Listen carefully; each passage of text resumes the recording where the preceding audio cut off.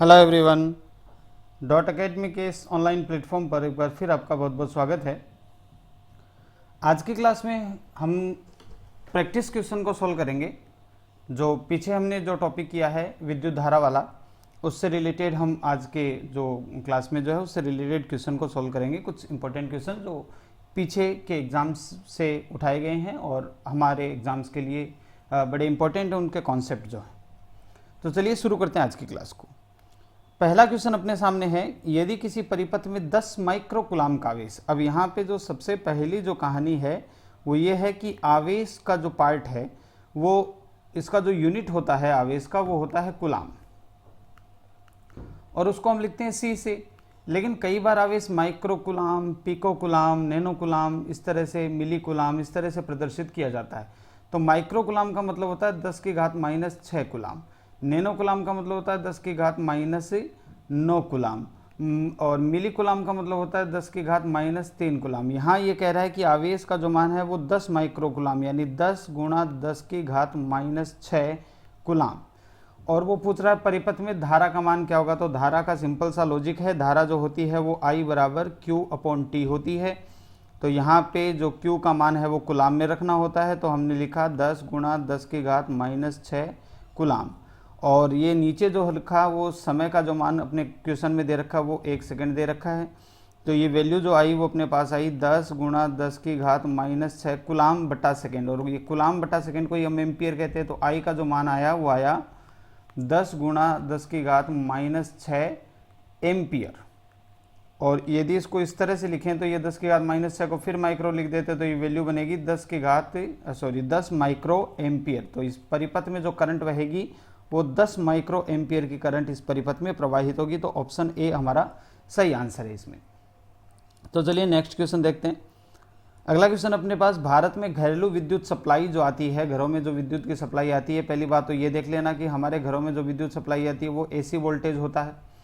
वो कह रहा है कि 1 सेकेंड में कितनी बार अपने अधिकतम मान तक पहुंचती है। तो देखो कुछ यूं है कि ये धारा प्रत्यावर्ती की जो धारा है वो इस तरह से बहती है, एक चक्कर में जो है वो 2 बार अपना मैक्सिमम वैल्यू लेती है। एक तो यहाँ पे मैक्सिमम वैल्यू ले रही है, देखो ये फर्स्ट पॉइंट है, और एक यहाँ पर ये मैक्सिमम वैल्यू ले रही है, सेकंड पॉइंट है। एक चक्कर में 2 बार अपनी मैक्सिमम वैल्यू को लेती है। अब हमारे जो इंडिया में जो सप्लाई आती है उसकी आवृत्ति होती है 50 हर्ट्ज। 50 हर्ट्ज का मतलब है कि एक सेकेंड में वो कितने चक्कर पूरे कर लेती है, 50 चक्कर पूरे कर लेती है, 50 चक्कर पूरे करती है। और एक चक्कर में 2 बार अधिकतम तक पहुंचती है। तो एक सेकंड में 50 चक्कर, 2 बार अधिकतम हर चक्कर में, तो एक सेकंड में कुल कितनी बार अधिकतम मान तक पहुंचेगी, 100 बार अपने अधिकतम मान तक वो वोल्टेज की सप्लाई या वो जो धारा सप्लाई है वो अधिकतम मान तक पहुंचेगी, जिसका मान जो मैंने क्लास में बताया भी था कि हमारे सप्लाई जो आती है वो दे रखी है, वोल्टेज की वैल्यू 220 वोल्ट की सप्लाई आती है और उसकी जो आवृत्ति होती है वो होती है 50 हर्ट्ज। लेकिन मैंने आपको बताया था कि अधिकतम सप्लाई जो है वो 311 वोल्ट की होती है। तो 311 वोल्ट जो है वो एक सेकेंड में 100 बार सप्लाई होता है। तो इस क्वेश्चन का सही आंसर हुआ 100 बार। नेक्स्ट क्वेश्चन देखते हैं।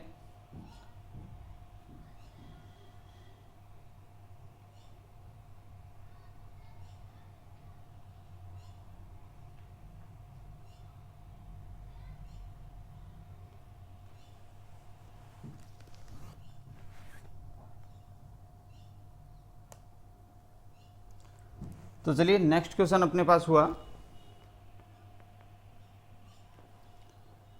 ये वाला, निम्न में से अर्धचालक का उदाहरण कौन सा है। तो देखिए इस ऑप्शन में जो दिए हुए हैं उसके हिसाब से हम चलें तो ये फेरस यानी आयरन की बात हो रही है, ये लोहा है, लोहे का जो है वो सिंबल है।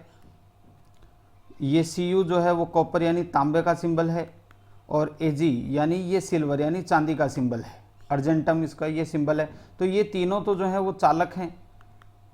और अर्धचालक का उदाहरण इसमें कौन है, सिलिकन अर्धचालक का उदाहरण है। तो हमारा जो इसमें सही ऑप्शन हुआ वो हो गया डी, सिलिकन अर्धचालक है। ठीक है, नेक्स्ट क्वेश्चन देखते हैं। यदि किसी चालक तार की लंबाई को 2 गुना कर दिया जाए। अब यहाँ पे देखना कि चालक तार की लंबाई को 2 गुना किया तो उसकी प्रतिरोधकता पर क्या प्रभाव पड़ेगा। तो आपको ये ध्यान में रखना है कि आर का जो फॉर्मूला होता है वो रो एल अपॉन ए होता है, यानी प्रतिरोध लंबाई के समानुपाती और काट क्षेत्रफल के व्युत्क्रमानुपाती होता है। लेकिन हमारी ये जो प्रतिरोधकता है जिसको हम रो कहते हैं, ये सिर्फ दो ही चीज़ों पे डिपेंड करती है, एक तो प्रकृति पे डिपेंड करती है और एक ताप पे डिपेंड करती है। ज्यामिति पर निर्भर नहीं करती, यानी लंबाई चौड़ाई पर ये निर्भर नहीं करती। तो लंबाई बढ़ा दो चाहे घटा दो, काट क्षेत्रफल बढ़ा दो चाहे घटा दो, प्रतिरोधकता के मान पर कोई प्रभाव नहीं पड़ेगा। हाँ, यदि यहाँ इस क्वेश्चन में प्रतिरोध पूछा जाता तो वो लंबाई के समानुपाती होता, तो लंबाई के साथ वो दोगुना हो जाता, लेकिन प्रतिरोधकता पर कोई फर्क नहीं पड़ेगा, प्रतिरोधकता का मान उतना ही रहेगा जितना उसका है। तो इस जो क्वेश्चन का है जो सही आंसर अपने पास हुआ वो हुआ कि कोई परिवर्तन प्रतिरोधकता के मान में नहीं होगा। ऑप्शन सी हमारा इसमें सही रहेगा।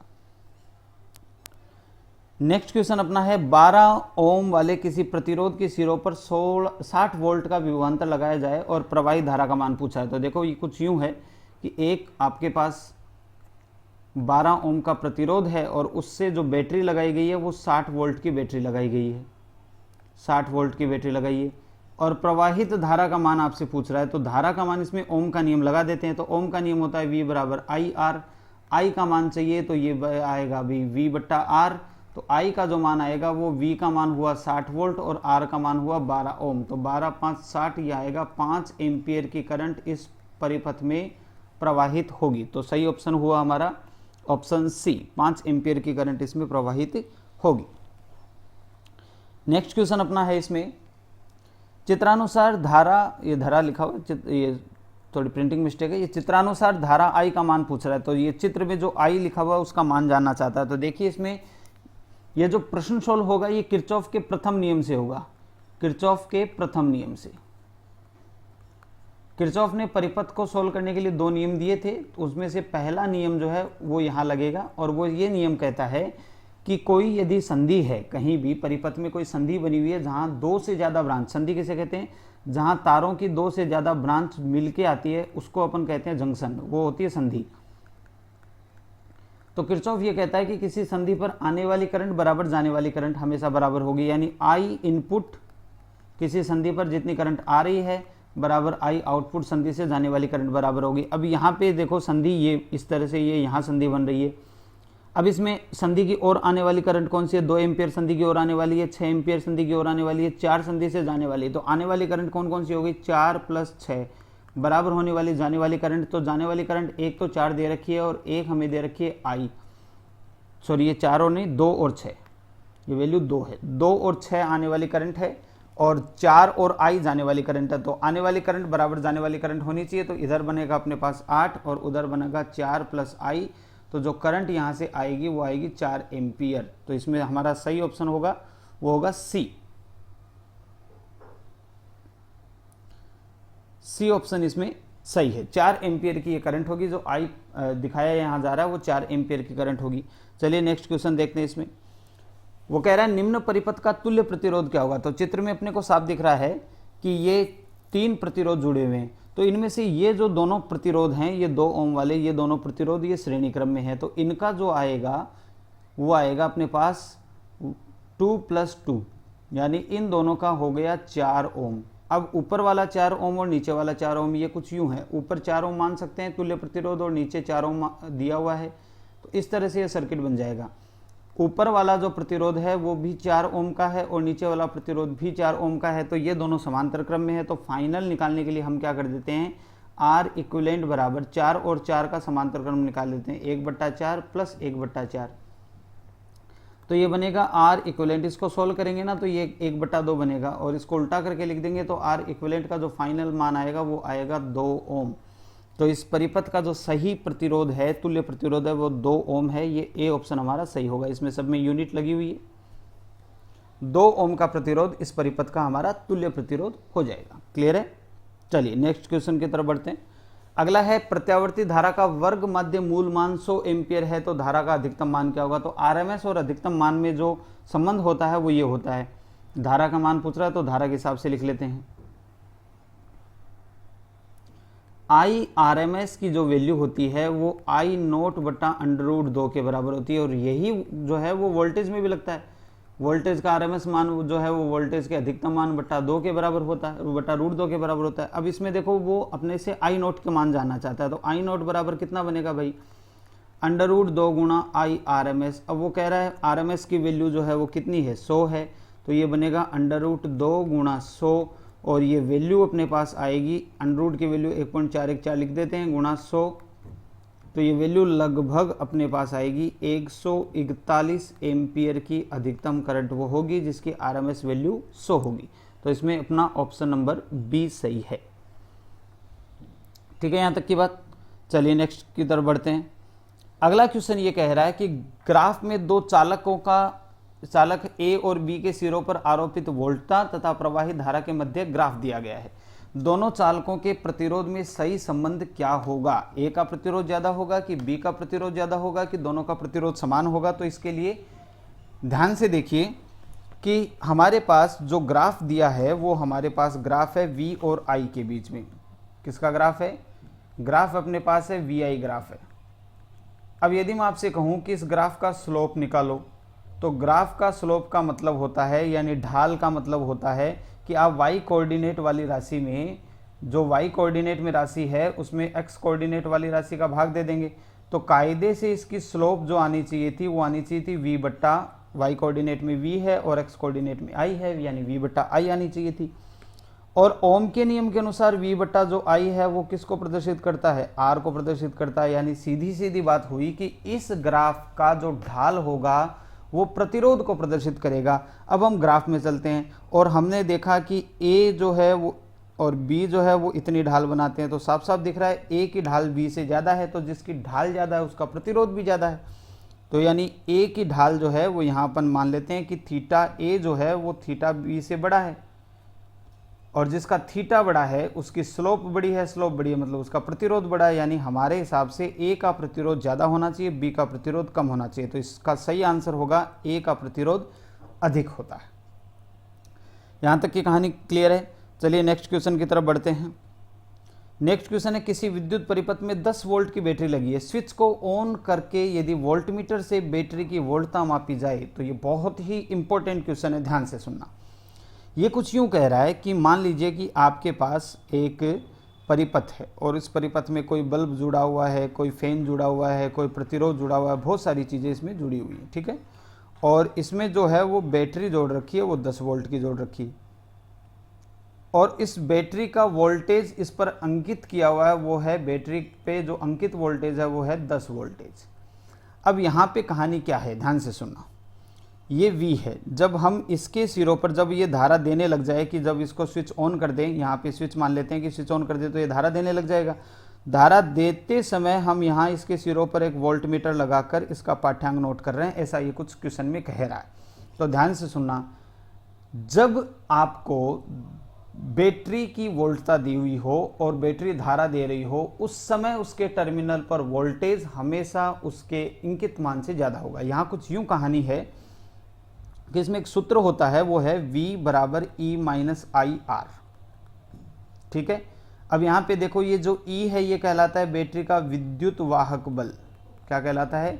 विद्युत वाहक बल। I जो है वो प्रवाहित धारा और R जो है वो आंतरिक प्रतिरोध है बैटरी का, बैटरी का आंतरिक प्रतिरोध है, आंतरिक प्रतिरोध। अब ये बैटरी का आंतरिक प्रतिरोध क्या है कि बैटरी जो है वो रसायन से बनाई गई, उसके आयनों के कारण धारा प्रवाह में बाधा उत्पन्न होती है, उसको बैटरी की आंतरिक प्रतिरोध हम ये कहते हैं। तो साफ साफ दिख रहा है कि हमें जो वोल्टेज से मिलेगा वो ये मिलेगा, हमें जो दिया गया है वो ये दिया गया है। चलो एग्जाम्पल मान लेते हैं कि आई की वैल्यू 1 एम्पियर है और आंतरिक प्रतिरोध की वैल्यू चले मान लेते हैं 2 ओम आई। तो वोल्टेज कितना मिलेगा भाई? हमें ई का मान, विद्युत वाहक बल का मान हमें 10 दे रखा है, आई का मान 1 है और आंतरिक प्रतिरोध 2 है, तो जो हमें वोल्टेज मिलेगा वो 8 वोल्ट मिलेगा, ठीक है, 8 वोल्ट मिलेगा। सिंपल सा लॉजिक है कि यानी यदि बैटरी धारा दे रही हो तब उसके सिरों पर वोल्टेज जो है वो उसके ईएमएफ से क्या होगा? कम होगा। तो आप उसका वोल्टेज नापोगे तो हमेशा आपको 10 से कम मिलेगा। तो इसमें सही ऑप्शन है 10 वोल्ट से कम वोल्टेज प्राप्त होता है, बी ऑप्शन सही है। हम कंफ्यूजन में 10 वोल्ट के बराबर करे आते हैं क्योंकि बैटरी का वोल्टेज हमें 10 दिया हुआ होता है, लेकिन जब बैटरी धारा देगी, हाँ, यदि वो इसी क्वेश्चन में ये कहता कि अभी धारा दी नहीं गई है, स्विच को हमने ऑन नहीं किया है, तब कितना वोल्टेज मिलेगा? तब हमें 10 वोल्ट मिलेगा, क्योंकि आई की वैल्यू उस समय 0 होगी और वी की वैल्यू किसके बराबर मिलेगी? आपको ई के बराबर मिलेगी, तब 10 वोल्ट के बराबर मिलेगा। लेकिन यदि वो धारा दे रहा है तो हमेशा वोल्टेज 10 से कम मिलेगा, इस बात को ध्यान रखना, ये बहुत ही इंपॉर्टेंट क्वेश्चन। चलिए नेक्स्ट देखते हैं। यदि किसी चालक तार की लंबाई को खींचकर तिहाई कर दिया जाए, इससे होता यह है कि जैसे ये तार है, इसको खींचकर तिहाई करने का मतलब है कि जैसे जैसे इसकी लंबाई बढ़ेगी वैसे वैसे इसकी मोटाई कम होती जाएगी। इसके लिए मैंने आपको बताया था कि खींचकर बड़ा करने का मतलब है कि r जो है वो सीधा सीधा n स्क्वायर के गुणा बढ़ जाता है या कम हो जाता है। तो यहाँ पे लंबाई को खींचकर तिहाई कर दिया तो r का मान n स्क्वायर के गुणा यानी r जो है वो 3 के स्क्वायर यानी 9 गुणा जो है वो बढ़ जाएगा। तो r 9 गुणा बढ़ जाएगा, प्रतिरोध 9 गुना हो जाएगा। इसका जो सही ऑप्शन है वो हमारा ऑप्शन है सी, प्रतिरोध 9 गुना हो जाएगा। ठीक है, चलिए नेक्स्ट इसमें देखते हैं अपना क्या है। नेक्स्ट में ये कह रहा है कि निम्न परिपथ में जुड़े वोल्ट मीटर का पाठ्यांक क्या होगा। वोल्ट मीटर की रीडिंग जानना चाहता है। तो सबसे पहले देखो कि ध्यान से देखना, यहाँ 16 वोल्ट दिया गया है और 2 प्रतिरोध कनेक्टेड हैं। तो पहले इस परिपथ का तुल्य प्रतिरोध निकाल लेते हैं। तो ये दोनों प्रतिरोध जो हैं वो श्रेणी क्रम में जुड़े हुए हैं। तो R1 प्लस R2, तो R इक्विवेलेंट की वैल्यू क्या बनेगी, यहाँ पे 4 ओम प्लस 2 ओम की वैल्यू बनेगी, यानी R इक्विवेलेंट बनेगा 6 ओम बनेगा। तो परिपथ में धारा निकाल लेते हैं ओम के नियम से। I बराबर कितना बनेगा, V बट्टा R। V का मान कितना है 60 और R का मान तुल्य कितना आ रहा है 6। तो परिपथ में कितनी धारा बहेगी, 10 एम्पियर की धारा बहेगी। अब यहाँ से धारा 10 एम्पियर चली तो ये भी श्रेणी क्रम है और ये भी श्रेणी क्रम में जुड़े हैं। तो श्रेणी क्रम में धारा का मान बराबर होता है, यानी इस वाले प्रतिरोध में भी 10 ओम की धारा 10 एम्पियर की धारा बहेगी और इस वाले में भी 10 एम्पियर की धारा बहेगी। अब आपसे जो जानना चाहता है वोल्टेज वोल्ट मीटर जहाँ जुड़ा हुआ है वो 2 ओम का प्रतिरोध है और उसमें 10 एम्पियर की धारा बह रही है। तो ओम के नियम से इसका वोल्टेज आप निकाल सकते हो। V बराबर कितना आएगा IR। I का मान कितना है 10 और ओम कितना है 2। तो ये कितना वोल्टेज की रीडिंग देगा, 20 वोल्ट की रीडिंग देगा। वोल्ट मीटर की सीधी सीधी कहानी है, जिन दोनों सिरों के बीच में वो जुड़ा हुआ है उसी की रीडिंग देगा। फिलहाल वो 2 ओम वाले सिरों पे जुड़ा हुआ है तो उसी की रीडिंग देगा। तो वोल्ट मीटर की जो रीडिंग होगी वो होगी 20 वोल्ट। तो इसमें जो हमारा सही ऑप्शन है वो हो जाएगा ऑप्शन बी, 20 वोल्ट की रीडिंग ये वोल्ट मीटर देगा। नेक्स्ट क्वेश्चन इसमें देखें तो नेक्स्ट क्वेश्चन है, निम्न में से किसकी चालकता सर्वाधिक होती है। तो देखो ये Au है यानी सोना, औरम है, ये कॉपर है, ये अर्जेंटम यानी चांदी है और ये फेरस है। विद्युत के प्रति सबसे ज़्यादा चालकता जो है वो चांदी की होती है। सीधा सीधा डाटाबेस क्वेश्चन है, फैक्चुअल क्वेश्चन है, तो इसमें कोई कॉन्सेप्ट नहीं है। आपको ये याद ही रखना है कि सबसे ज़्यादा चालकता जो होती है वो किसकी होती है, चांदी की होती है। ठीक है, और इसके बाद में जो उस क्वेश्चन में जो था इसके बाद में जो है वो चांदी के बाद में कॉपर की होती है। ठीक है, अगला क्वेश्चन है कि कोई R प्रतिरोध वाला तार है, उसके 10 बराबर टुकड़े कर दिए। तो ये देखो कि ये R प्रतिरोध, इसके 10 बराबर टुकड़े कर दिए, 1 2 3 4 5 6 7 8, ये 9 और ये 10 टुकड़े कर दिए। तो हमें ये पता है कि R जो है वो लंबाई के समानुपाती होता है। जैसे जैसे लंबाई कम हो गई तो प्रत्येक टुकड़े का जो प्रतिरोध है, यदि पूरे टुकड़े का प्रतिरोध R दिया हुआ है तो प्रत्येक टुकड़े का प्रतिरोध हो जाएगा R बटा 10, R बटा 10, R बटा 10 और हर टुकड़े का प्रतिरोध कितना हो जाएगा R बटा 10।